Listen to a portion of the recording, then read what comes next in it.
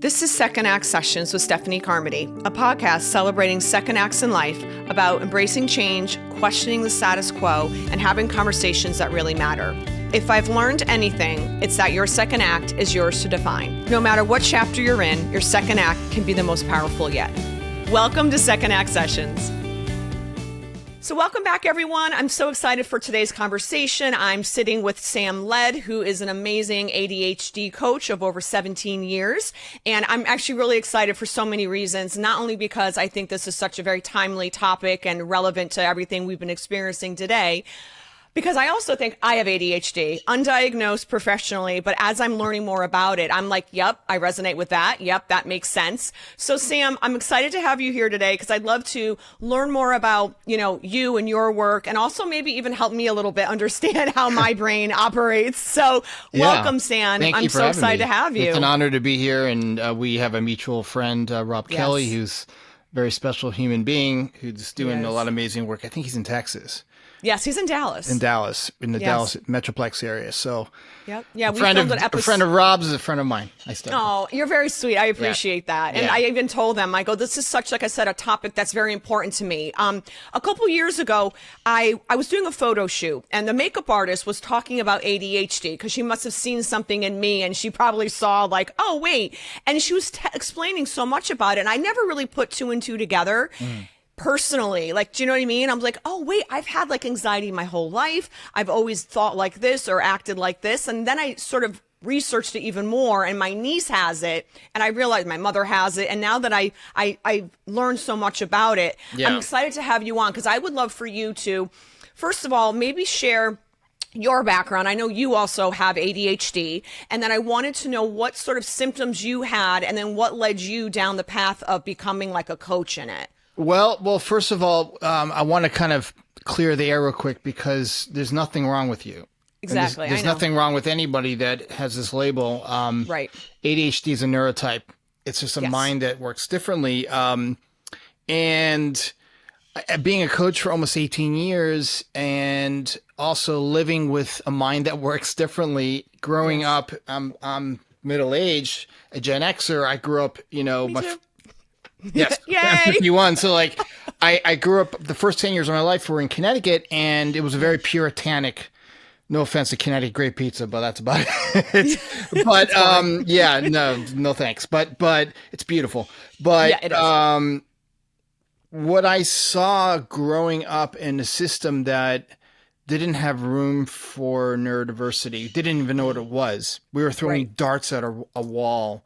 Physicians, well-meaning physicians, clinicians, and therapists, they really didn't understand neuroanatomy that we know today, and how mind works and the nature of our experience.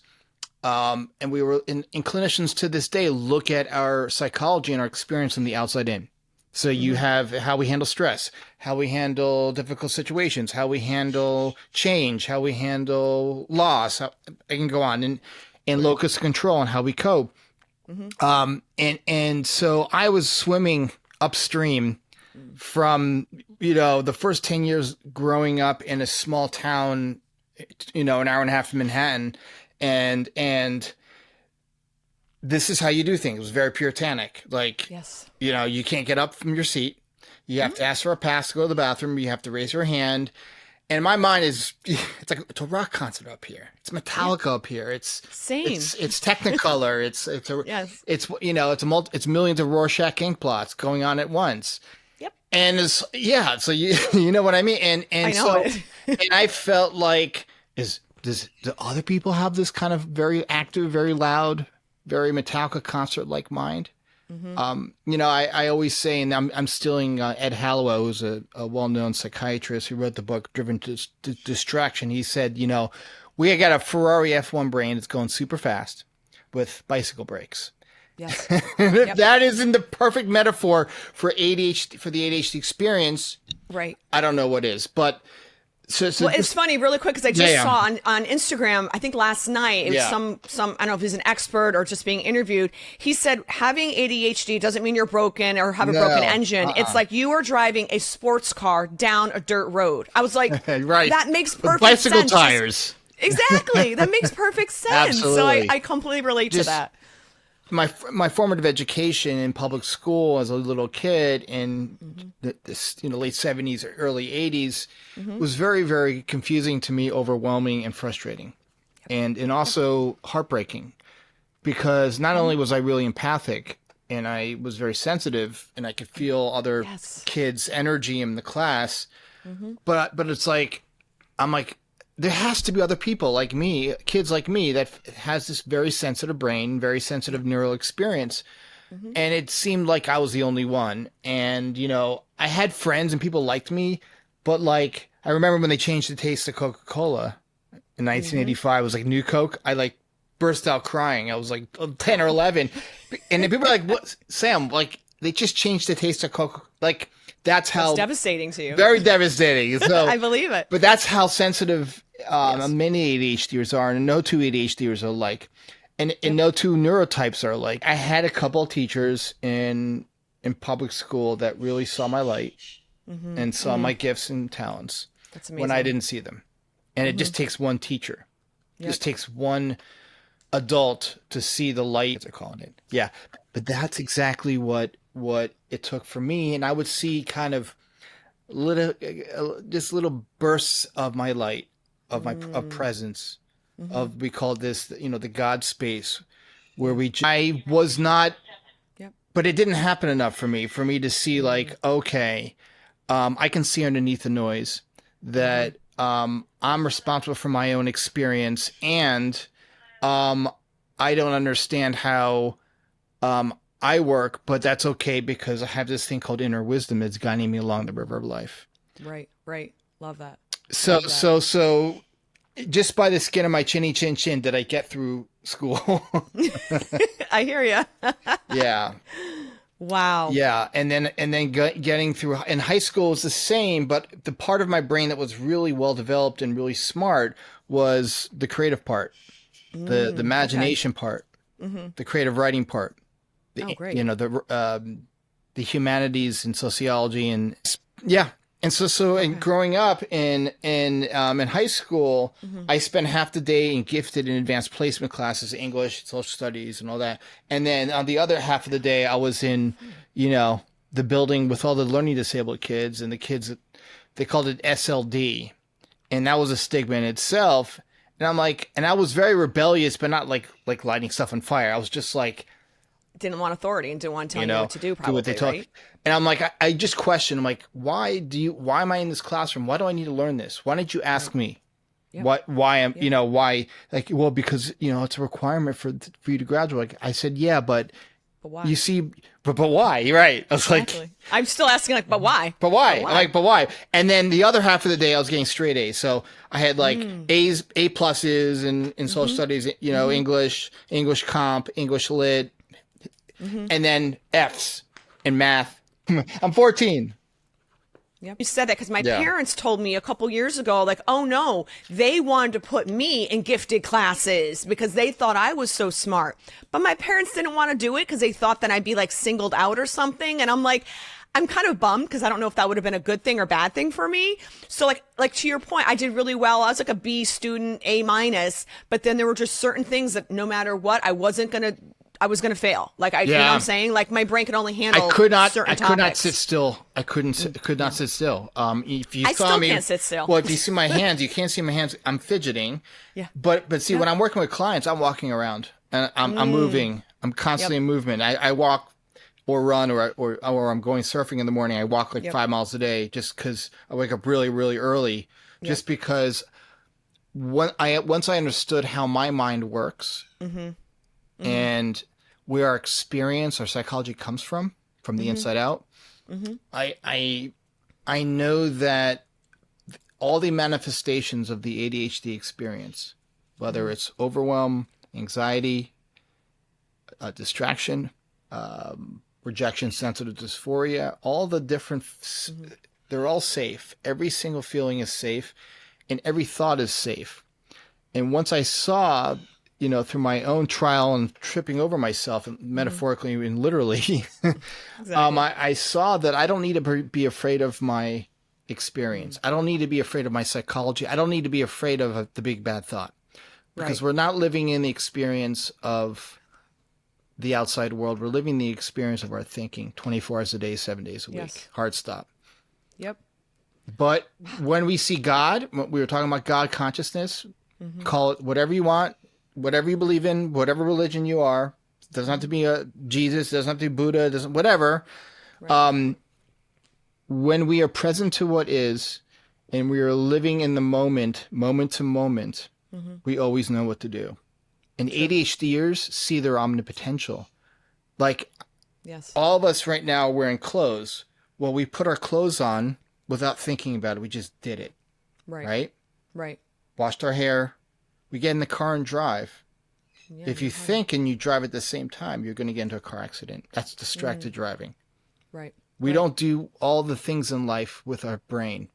We solve quadratic equations with our brain. Now, but brain is Google search. The brain helps us translate the world of the formless into the form. The world of before we've created something, whether it's a book or it's a job experience or whatever it is, into form. Right. Table. Before there was a table, it was formless. It didn't exist. Right, exactly. Right. So we're constantly creating in life every second. But we are. And when you say a few moments ago that you understood your brain, was that like after college and figuring out what you wanted to do? Oh, I'm still trying to figure it out. I mean, I think so. Great question. When I finished grad school, I have my graduate degrees in conflict resolution and public policy. And I was always really a coach. I was kind of like a facilitator. I would facilitate dialogues between stakeholders in the environmental movement in DC. I was working with different agencies, kind of as a coach, working with people with differing opinions. It was the same thing. Right. And what I realized was everyone that's sitting around a table that I am facilitating dialogue with, and these are all people with conflicting perspectives and views. When they start to get quiet, when they just take their hand off their thinking, when things slow down in the room and you can feel it, consensus begins to percolate. People start to share ideas that help empower others, create solutions to problems. So we are naturally present, but we've conditioned ourselves to believe that our thinking is the final word, which it never is. Because when we have an aha moment, when we are on the freeway driving, changing lanes, we're not thinking, we're just doing. We're doing so I saw it this is over 20 years. I began to see and I had flickers of it growing up. Like I'd write this, I would write this essay or I'd write a composition or because I play piano, I'd compose music. And I'm like, where the hell did that come from? Where did it come from? Well, it didn't come from my brain because it'd be zeros and ones. It would be, it'd be really, it'd be like I'd overthink it to death and I wouldn't be able to create something. Right. Kind of like came out of you. So instead. Right? Like I'm looking at your beautiful studio, which it looks like not your Connecticut room, I guess we call it. It's beautiful. Yeah, my little den. And your little den with the beautiful weeping willow tree, it looks like in the background. Yeah. You didn't have to think about putting that together. Right? You had a vision. Where does vision come from? It doesn't come from your brain. It comes from that space beyond thought. Right. The space where our thinking slows down. Terrence McKenna and all these other folks would call it the flow state. That's the God state. Right. It's no thing. It's this state of being, really. It's the space of present. Yeah. Right. Like you and I are present right now. Right. There's no future. There's no past. It's just right now. Exactly. I began to see it. I'm like, wait a second. I don't have ADHD when I'm present to what is. And then I started to really, I was kind of I don't know if you know what a psychonaut. Psychonaut is someone who likes to explore beyond the veil, beyond the physical. I haven't heard that name, but I'm psychonaut, like Terrence McKenna, like you listen to even like Jason Silva, who was okay, he's a total nutcase. I love him because he's a nutcase, but he explores different perspectives on how human beings work. Yeah. from It's beginning. fascinating. It's fascinating. It totally is. And I think that in my past life I could have been Joseph Campbell, because I do believe in Joseph Campbell, or Carl Jung, because they were exploring beyond the realm of what is right in front of us that our mind is making up. So then I started to see that we're all full of, can I swear on this podcast? Yeah, sure. You sure? We're all full of shit, and our mind is making shit up all the time. 99% of what's going on right now is our mind's making shit up. Judgments, beliefs, how you feel about me, how I feel about you. When we first got so the ADHD experience is made up that because of it's a piece of hardware that's going really fast. Yep. That now, getting back to like how we work, the hardware, and especially in the ADHD, or the prefrontal cortex, that filters out all our information, all our data. That filter really doesn't exist. It's just not. So think about like no filter. No, but seriously, that's never had one actually. but there's me either. There's beauty in the design of that, because we don't miss any details. So we get flooded with data all day long. And that's why a lot of ADHDers, before they learn how this all works, they can become overwhelmed. They get stuck in paralysis. We call it ADHD paralysis, cognitive paralysis. Like we're stuck in this I call it the cognitive quicksand, too rich. But we have a natural system that self-settles, that immediately, if we take our hands off our thinking, settles itself. We have this, I call it the psychological immune system, that's constantly informing us when our thinking is gone south. Yep. Right. Yep. When and we have this built-in system that's constantly informing us of how spot on or how far off our state of mind is in the moment. Right. And with an ADHD, because we don't have that filter, we're so acutely aware of how off base we are in the moment, where our state of mind is, whether it's gone south or not. Because we don't have that filter, we are, our ability to see the difference between what is and what isn't is very, very in our face. And that's why a lot of ADHDers don't mince words. We're very direct. We're better for work. We are. If we don't like something, we're going to tell you. Yeah, we're going to be very honest all the time. Yeah, and that, not just because you're from the Northeast, but also because I'm from the same part of the world you are originally. But it's more like we're able to kind of really see the not just black and white, but the gray and the gray in between. Like we see nothing, even though our mind's going so fast, and even though ADHDers are. Yep. Like my father who has ADHD, we used to call him the absent-minded professor. Not because he isn't aware of what's going on with him. Yep. It's because he's flooded, like I get flooded and you might get flooded with data, but we're still paying attention. We just doesn't look like it. Right, exactly. Because we're in our brain, for me, I get very overwhelmed, whether it's a situation or even like social media. Sometimes I have to take breaks because I have like information overload, and then it makes me like anxious, and I'm like, and I need to know I have to take a step back. You know what I mean? Yeah. And so, but because of our ability to kind of, like, if you look at a neurotypical person, and I've thankfully my partner, she's neurotypical, thank God. Can't have two of you, right? She's my guy. She's like, when I get caught up in the ADHD house of horrors, she helps help me sometimes. But like so neurotypical folks, they have this filter that compartmentalizes data, organizes it. We have a messy room in our head. I always call, shit's everywhere, but we know where it all is. Right. And we do. And because we don't miss details, we see everything. Some of the I don't miss a thing. It's exhausting sometimes. Exhausting, I wish I could. Right, because you're not blocking it out. All the neural details are presented to us, and it's really loud. And yes, it can be overwhelming.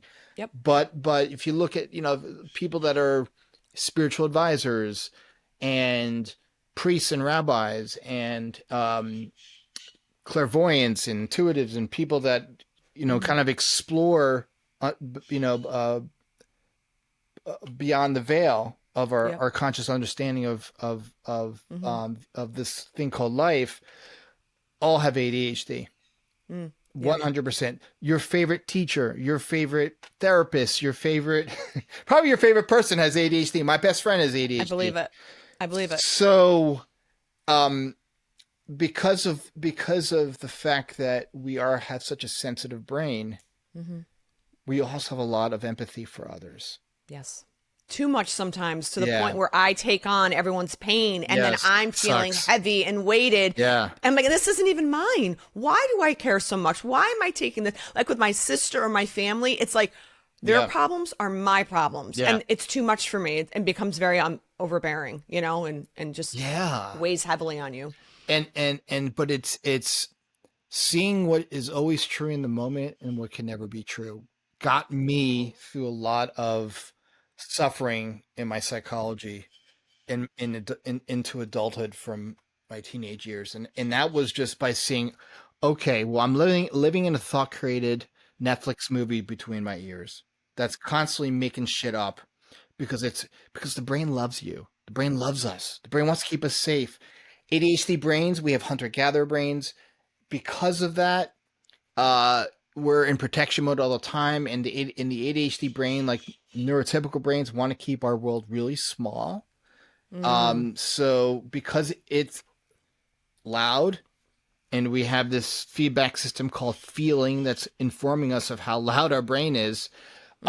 Once we understand that we have a feedback system and we have this psychological immune system that's alerting us to how the quality of our thinking in the moment.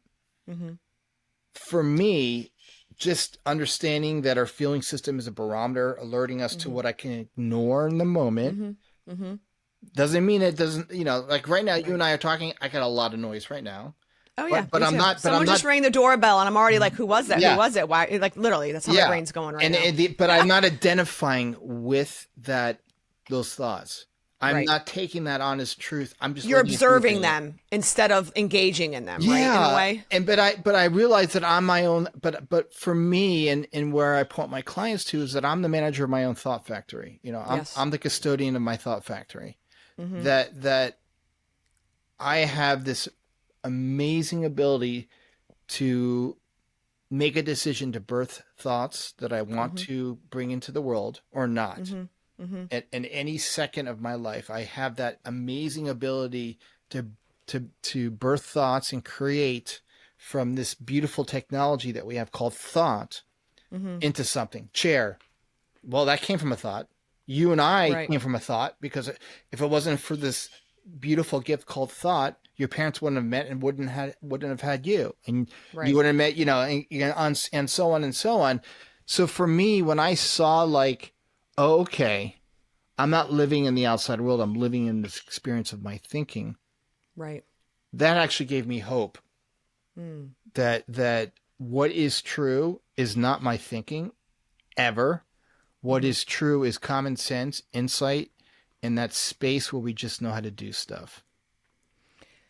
That is so I'm actually taking notes, like not even to ask a question, but taking notes to like help myself. I'm like, that is so helpful. I need to know that. Yeah. I guess I just want to go back because you said neurotypical, and then I know there's a term neurodivergent. And neurodivergent, I've only heard within a past like 2-3 years. Yeah. So can you explain what that is? Because I know that I'm neurodivergent. I know my niece is neurodivergent.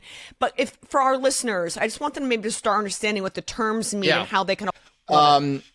So neurotypical this was kind of a coined term, and I would say the late 80s, as we were starting to really, and especially as like these new technologies like the MRI machine and PET scans, all that's brain imaging technology came into being in like the early to mid 80s. They started to see differences in how our brains process stimuli. How brain, there's a thing called brain metabolism that we have that how it metabolizes data and how it metabolizes neurochemicals and what it does with. So a neurotypical brain, typical was people that are within the normal range of psychological functioning. right? Whatever that is, obviously What is you that? don't want to hurt other And who's people, and setting you don't these want to break the ranges, law, blah, right? blah, right? Exactly. What does that range mean within the Right, normal exactly. range of so Right. neurodivergent folks were the ones that were diagnosed with ADHD or on the spectrum or have a form of autism or have anxiety or OCD. That was the DSM-5 kind of way of looking at it, which I don't subscribe to at all. Okay. That's interesting. So then really quick, an expert can let me know that it was initially called ADD back in the day, like 60s, 70s, 80s, what have you. Yeah. And now they call it ADHD. So like, is it the same? What is the real term? And what is the difference? Is there a difference? Like, do you know what I mean? I feel like the terminology is getting a little confusing nowadays. I don't jump into that basket because I'm not a, and I don't want to be. I never want to be. I'm not a clinically trained therapist or a psychologist. I don't subscribe to the outside in way of looking at our experience, which is the outside world sometimes affecting our inside experience. I also don't believe that. And again, there are great therapists out there. I'm not poo-pooing therapists. I'm not poo-pooing modern psychology or psychiatry. But because of the way they're trained to look for pathology, to look for what's wrong instead of looking for that we all have innate well-being within us. Right. We're all just one thought away from new experience. That our entire psychology, our psychological experience is thought-based. It's always been thought-based. It always will be thought-based. That gives us kind of a ground to stand on. That gives us kind of a jumping off point. Okay, my essential nature underneath the noise is well-being. Right. So my essential nature is mentally well. That's who all of us are. That's our starting point. It gets mucked up and contaminated by thoughts we think are real in the moment. And I've also heard that like all of our thoughts, like, like you're saying, aren't our own. There's thoughts from God, there's thoughts from the enemy, and then there's like who knows where they come all these from. other thoughts. Like, so it's kind of like, what thought are you really listening to? Do you know what I mean? And what is the right thought? Because I get caught up, and for me, it's my thoughts like will just create major anxiety and panic attacks. I'm worried about the future, and I have fears and this and that. And I know they say if you look to the past, that's what causes depression. But if you're worried and anxious and worried about the future, that's what causes your anxiety. You know what I mean? And all of that. And so for me, I know I live too far in the future, and it's hard for me sometimes to stay present, and like be very present and live in the moment, which we know God wants for us and the universe wants for us. So, I feel like that's just for me what I struggle with. Well, listen, I always say to my clients, sometimes you're just going to suffer in your experience. Yep. And that's okay. That's all part of God's, or whatever you believe in. Again, I don't want to say there's a guy in a white robe or there's a guy, we call him I don't want to, because everyone has a different, there's a different definition for everybody. But like sometimes you just suffer and that's okay. But the ego doesn't want to hear that. But this is the thing. At any moment, I don't care what you're, because I have clients in the Ukraine that are, I talk to them in bomb shelters. Like, oh my God. Well, like, so if suffering is true, then how is that possible? Like, our thought and thinking system is illusory. It's made up. Yep. All of it. Right. It's psycho. I call it psycho-spiritual TV. It's, and we're trying to, and that's why modern therapy long-term doesn't work for people unless you want to spend the next 25 years of your life in therapy. And again, whatever works for people. Like find, I always say to my client, I said, you know what, do your own due diligence, find out what works for you. I can point you to well-being. I can point you, because I want my clients to have a happy experience of life. I don't want them to suffer, but I know suffering leads us. We need the contrast. We need to have anxiety. We need to have depressive thoughts. We need to have ADHD overwhelm. We need to have that, because if we didn't have it, we wouldn't know what presence is. We wouldn't know what a feel-good feeling was. I'm not talking about dopamine. I'm talking about that place where you just feel calm for no reason. You feel expansive. You're in this creative space where we just know how to do things. Right. Exactly. Like if you go to church, you go to synagogue, or you go to mosque, or wherever you go to pray, that's that feeling where you just feel present and you just feel okay and that you're part of the congregation and you're cause I usually will sit in the back and just like take it all in because I just love it. Yeah. That's what I'm pointing to with this. Right. Okay. That if the only thing in life that we weren't afraid of, and I'm stealing this from my mentor, Sidney Banks, he said, if the only thing in life we were not afraid of was our experience, our psychology, that alone would change our world. Yep.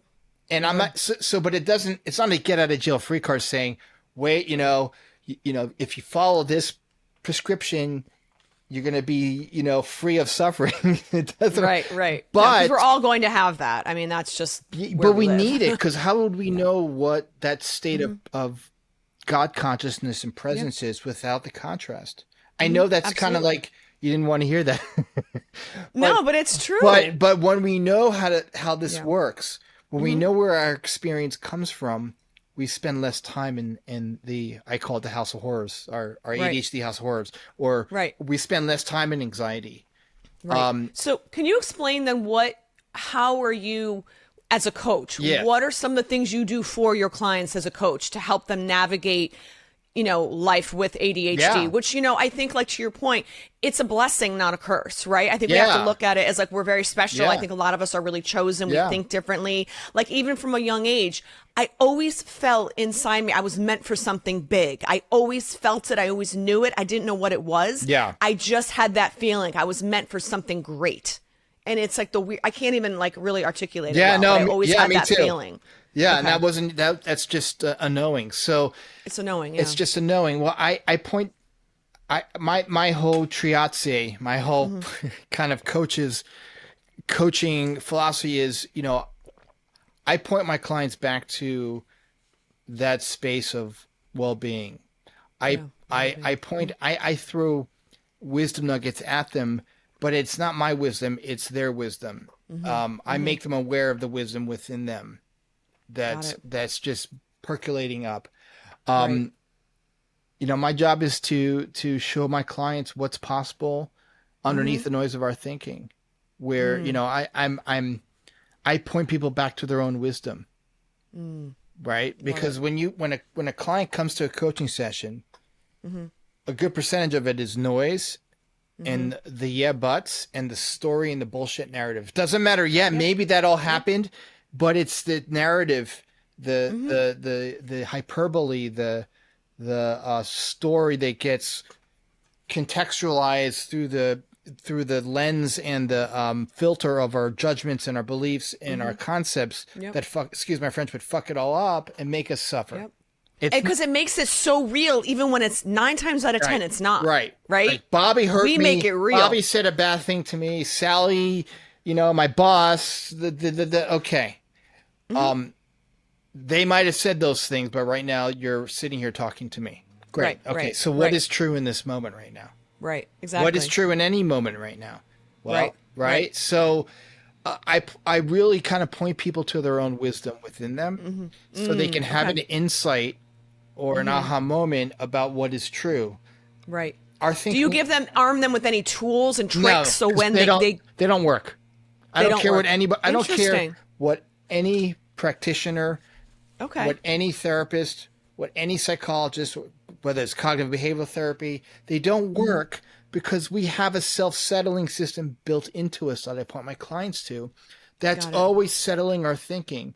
If we take our hand off our thinking, it's kind of like when we were kids, little kids, we touch a hot stove, we wouldn't touch it again.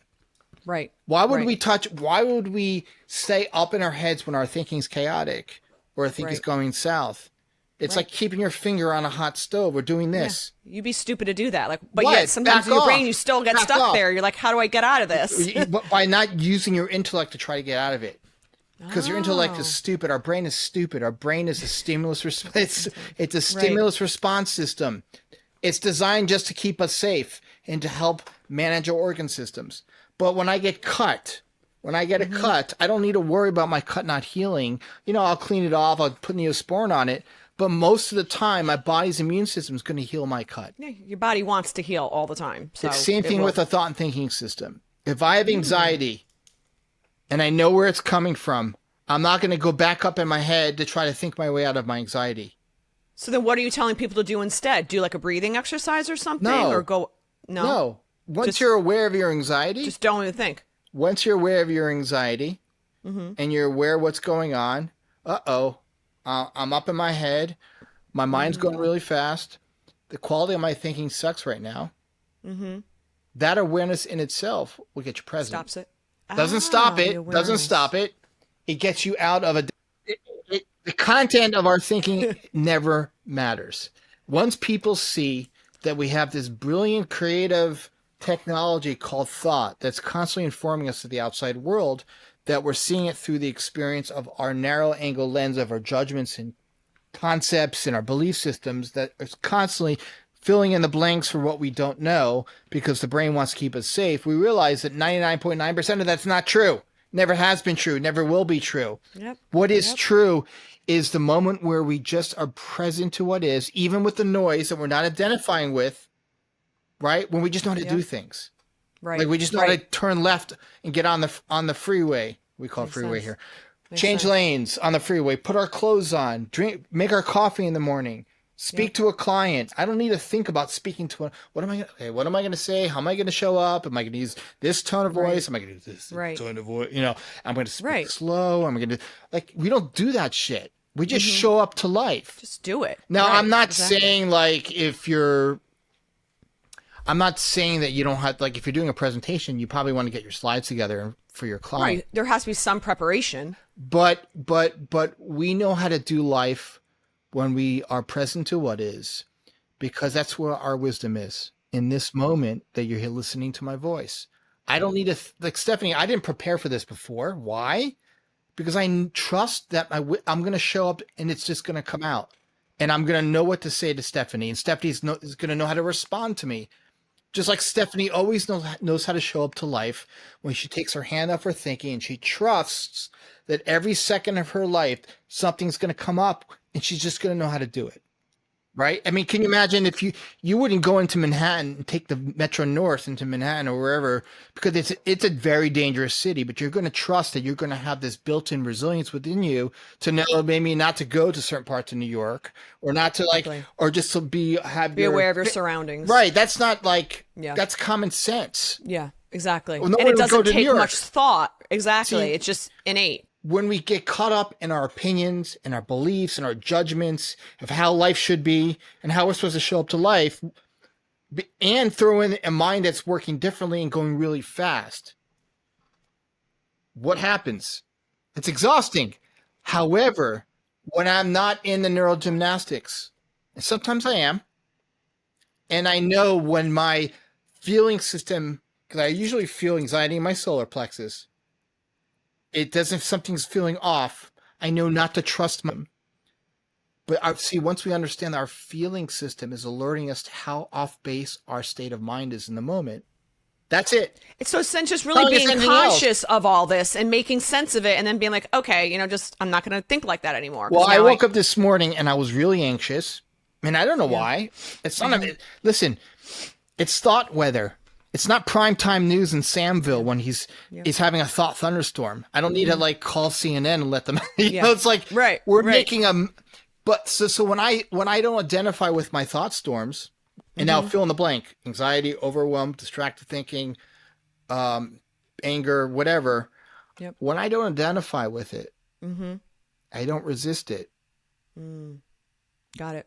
The weather passes through, and the sun's on the other side. Well, I don't need to I don't need to do anything to say to this person next. It's how I wrote my book. You ask an ADHD to sit long enough to write a book for long. I mean, I can barely sit still to begin with. And I wrote a book. Okay, it's and so it's funny doing you really say that. Well, so I'm so happy for you, and we'll talk about that. But really quick, I'm laughing because years ago, when I was really into New Age spirituality, for me, that's my belief. But at one point, this is years ago, this medium's like, "Oh my God," she was reading me, and she's like, "I want to be the first one." I'm like, "First one, what?" She goes, "The first one to sign your book because you're writing a book in 10 years." And I'm like, what? Are you nuts? Yeah, I said the same First thing. of all, I'm the one who hates reading. Like, I don't read a lot of books because I cannot sit still and read a book. And it drives me crazy because I wish I could. Everyone's like, oh, this is great book, great book. I'm like, do you know how many books I've bought are sitting on a pile that I've, point is, It's okay. and it bothers me. But the point is, so cut to Rob, our mutual friend. Yeah. We were talking like a week ago. He goes, oh, so when are you writing your book? I'm like, why are you saying this? Yeah. He goes, because you have a book in you. You need to write a book. She's right. And I'm like, and that's, so see, this is, okay, so. Came full circle. Well, that's how, Stephanie, that's exactly what happened to me. Now, we talk about like the cognitive quicksand, the catastrophic thinking, but I want to talk about impulsivity, because I didn't realize that impulsivity is a big part of ADHD, which makes sense because I am extremely impulsive sometimes. And I'm always just like, isn't everyone like this? Like, I'll just be like, yep, you know what? I'm going to go and buy this, and I don't care how much it is, and I need it, and I don't think, and then I just do it, or I'll just like, I'm just going to pick up and go travel here today. Like, I'm so impulsive. Well, tell me sometimes. where you feel it in your body. Where do I always feel it here. Because so you have to understand, you have some, your mind's operating system is alerting you.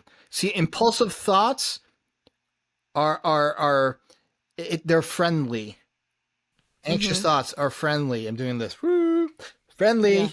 Yeah. They're a kind of a, I know it's a sick joke, but it's not. It's kind of like we have an inhale and an exhale, right? Mm-hmm. Our thinking expands and it contracts when it feels but we have some indicators, some diagnostic indicators alerting us to not trust those impulsive thoughts because of how it feels. Right. How does it feel to you, Stephanie? What does impulsive thoughts feel like? It could be subtle. It could be, I don't know. It shows up differently for everybody. So that's what I would ask you. I think I don't know where I feel it, but I know I feel like I'm excited about it. I'm like, this is great. But then you cut to the next day later, you're like regretful. You're like, oh my God, what was I thinking? And then you're going to beat yourself up the next day. Well, at least that's for me, my experience. Yes. So the excitatory feeling, right, is alerting you that you're not present. Because when we just know how to do stuff, there's a flow to life, right? There's a syncopation to putting one foot in front of the other and just knowing how to do life. It doesn't feel like issues and struggles. Yeah. Do you deal with any children, or if you don't, like, do you have any tips for parents who have children who are neurodivergent or? Sure. There's some great resources. One of my mentors, Dr. Dick Bettinger, he wrote a book called, I think, Stephanie, regarding kids that have minds that work differently. You just gotta let the kid figure it out, and to be the like the bumpers now. And we used to play duck pins bowling back in the day.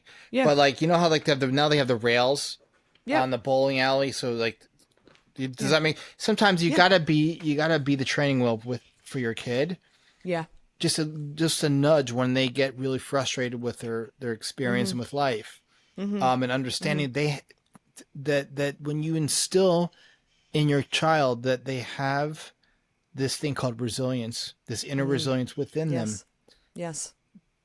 Yep. Trust that your kid's going to know what to do next. Right. And if they do, and you instill that trust in them and say, hey, Johnny, or hey, Sally, I know that you have this intelligence built into you, that you'll know how to deal with stuff. Yeah, exactly. Yeah. So I just want to mention again, you mentioned your book Beyond ADHD. Yeah. Do you want to mention anything about the core, I guess, elements of it that help your clients or anyone who's looking to buy it? Like, what are they going to get out of it, so to speak? Yeah, great question.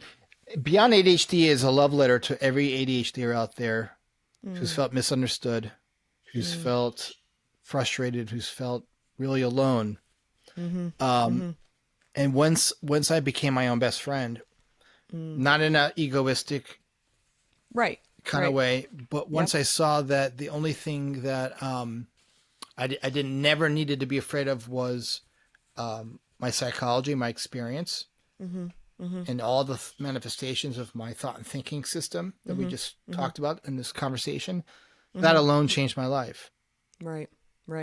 Do you think people who suspect they have ADHD should go and get tested to get like labeled. Like I feel like I never want to be labeled, and I won't get tested primarily because I'm against being labeled. And even my sister's like, right. We don't want to do certain That's things. ego. Like, we're not going to label her. That's ego. You know? That's ego, though. Excuse my friend, but that's bullshit. And I didn't mean that out of love. I'm saying like, I felt the same way too before I got officially diagnosed in 25 plus years ago. I was misdiagnosed 25 times. Like, oh my God, since 1981, I was misdiagnosed with learning disabilities, all kinds of bullshit. Wow. Yeah. So clinicians, to be honest with you, like, follow your own wisdom. Right. Right. Now, you know, when I say wisdom, I'm not saying egoistic wisdom. I'm talking about like that space where you and I have been pointing to during this conversation, where we just know what to do next. What to do next, and who to reach out to, maybe. Follow your own wisdom, you know? like it's and it's within you. And if you don't know, then you will know. Right. You know, like when I try to figure out what to do next, literally, I'm up in my intellect trying to figure it out. It just creates suffering. When I don't know, I just throw myself out into this moment and just sit there quiet until I know. But your intellect's going to say, what the hell does that mean, Sam? You're going to waste don't you have to pay bills? Like, do you see what the intellect's doing, what the brain's doing? Yeah. That may be true, but it's pulling you back. But that may be true. We all got to pay rent. We got to pay our mortgage, blah, blah, blah. Suffering is optional in that space where you have to pay rent and not like you like, if you're not going to get anywhere with being up in your head, trying to figure your life out or your experience out with using your intellect doesn't get you from A to B, doesn't get you from not knowing to knowing. So like, that is what my book's about, is trusting that there's this space within us where we know how to do life. Okay. Hard stop. Love it. Love it. Love it. So where can my listeners find you? I know you're on Instagram. I'm everywhere. No. You're everywhere. Where's the best everywhere. way? If people want to reach out to you and say, you know what, I think I need some help. I need some coaching, maybe to navigate a certain issue or time in their life, like how best to reach you? Yeah, sure. They can contact me. Go to my website, samledconsulting.com, LED. I'm on Instagram. I do these silly videos. On Insta, samled1111. I love them. I think they're great because they're actually humorous. I love them. Some of them are. Some of them are. Yeah. Some of them are just stupid, but I love it anyways. or they can you can reach out to me there, DM me there, or on my website. And I do. Awesome. We're doing a workshop. We're starting the time month of June. We're doing a workshop because a lot of ADHDers, a lot of neurodiverse people have a lot of fears and anxieties, and we're doing a workshop. Me and my colleague Lily Sace on it's nice. Thriving, Not Surviving with Driving and Flying Anxiety workshop. Oh, nice. So okay. And what does that entail? Like, how long is that? It's every Thursday in June. And we've so far we have 30 people signed up, and that's great. We're pointing people in the direction of their own wisdom and talking about like what is really true when it comes to how a mind works and how and what anxiety is really telling us, and how to like have a nicer, comfortable, more enjoyable experience when you're on an airplane, and not to be afraid of this thing, this psychology we call thought and thinking. And so like we're just pointing people back to that space of calm. That's great. And that's how people can start enjoying traveling and enjoying driving, because they're two gifts. They're two gifts that were given to us to explore the world. So like, suffering's optional, and that's what we're kind of pointing people to and teaching people how to suffer less in their experience with driving and flying. So that's great. That's great. So specifically to driving and flying, is this any kind of travel anxiety? Okay. Listen, anxiety is just a mind that's going too fast, and a lot of thinking that we're getting stuck on. Yep. We're just getting attached to the thoughts we think are real in the moment. And the thesis of the workshop is to point people beyond their thinking, that's not the final word. to their experience. Awesome. Thank so you. Great. So, well, you know what? I think we covered literally everything. I'm sure we could talk for hours because I'm like taking notes for myself and like, oh, I can tell my sister that with my niece. So I'm like, I love to learn. So thank you. I cannot thank you enough, Sam. And I love that we connected, and we'll definitely keep in touch, and I'll have to have you on again. And I would love, like I said, we'll circle back, and I'd love to come on your podcast and just spread the word. I'm going to definitely have you on. We're going to talk about that as soon as we finish this conversation. I love it. I love it. All right. Thanks so much, everyone. And everyone just have a great day and God bless. Thanks so much for listening. Be sure to subscribe to Second Act Sessions on YouTube, Spotify, Apple Podcasts, or wherever you tune in. And if today's episode resonated with you, consider leaving a review. It helps more than you know and makes it easier for others to find these stories and start their own second act.